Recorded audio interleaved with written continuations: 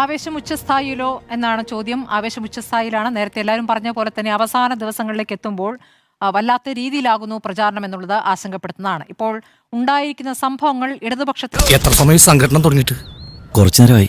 ഞാൻ കുറച്ച് ലേറ്റ് ആയി. ഭാഗത്തുനിന്നാണ് നമ്മൾ കേൾക്കുന്നത്. അല്ലാത്ത കാര്യങ്ങൾ വരുമ്പോൾ ആ ഘട്ടത്തിൽ പറയാമെന്നുള്ളതാണ്. ഇപ്പോൾ വന്നിരിക്കുന്ന ഒന്ന് പേരാമ്പ്രയും ഒന്ന് തളിപ്പറമ്പുമാണ് എന്നുള്ളതാണ്. പയ്യന്നൂരിലെ കാര്യം പ്രത്യേകം ചൂണ്ടിക്കാണിക്കേണ്ടതാണ്. ഈ പേരാമ്പ്രയിൽ പ്രചാരണം തുടങ്ങുന്ന ഘട്ടത്തിൽ തന്നെ ഫാത്തിമ തെഹ്ലിയ എന്ന മുസ്ലിം ലീഗിലെ വനിതാ സ്ഥാനാർത്ഥി വരുന്ന ഘട്ടത്തിൽ തന്നെ അവരുടെ ഫേസ്ബുക്കിന് കീഴിൽ വന്നിരിക്കുന്ന കമന്റുകളെ കുറിച്ച് നമ്മൾ ചർച്ചയിൽ തന്നെ പറഞ്ഞിട്ടുള്ളതാണ്. വളരെ മോശം കമന്റുകൾ വരുന്നു എന്നുള്ളത്.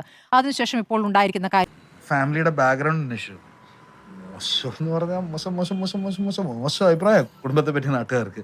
എന്താണ് ഇപ്പോൾ അവരെ അപവാദപ്പെടുത്താൻ അല്ലെങ്കിൽ അവരുടെ ഭാഗത്തു നിന്നും മതം പറഞ്ഞുകൊണ്ട് വോട്ട് പിടിക്കുന്നു, അതായത് സമുദായത്തിന്റെ ആൾക്ക് വോട്ട് ചെയ്യണമെന്ന രീതിയിൽ വോട്ട് വാങ്ങുകയാണ് എന്ന് പറയുന്ന അനൗൺസ്മെന്റ് വാഹനം പോകുന്നതിന്റെ ദൃശ്യങ്ങളടക്കം പുറത്തു വന്നു.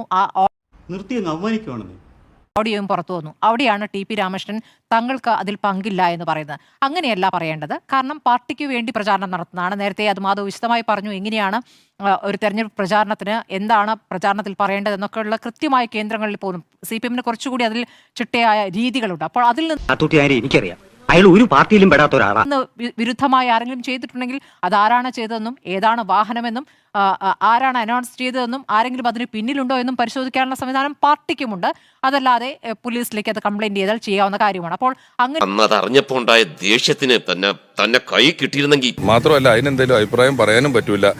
എന്തെങ്കിലും കുറ്റോ മോശമൊക്കെ അല്ലേ പറഞ്ഞിട്ടുണ്ട്, അതേ പറയാൻ സാധ്യതയുള്ളൂ. അങ്ങനെ പറഞ്ഞാലും ചിലപ്പോൾ ഒരാഴ്ച കഴിയുമ്പോൾ ഞാൻ വളരെ മഹാനാണെന്നും നല്ല മനുഷ്യനാണെന്നും പുള്ളിനെ തിരുത്തി പറയും. ഒരാളുണ്ടോ എന്നുള്ളത് പരിശോധിക്കും എന്നായിരുന്നു ടി പി രാമകൃഷ്ണൻ പറയേണ്ടിരുന്നത്. അങ്ങനെയല്ല യഥാർത്ഥത്തിൽ പറഞ്ഞിട്ടുള്ളത് എന്നുള്ളതാണ്.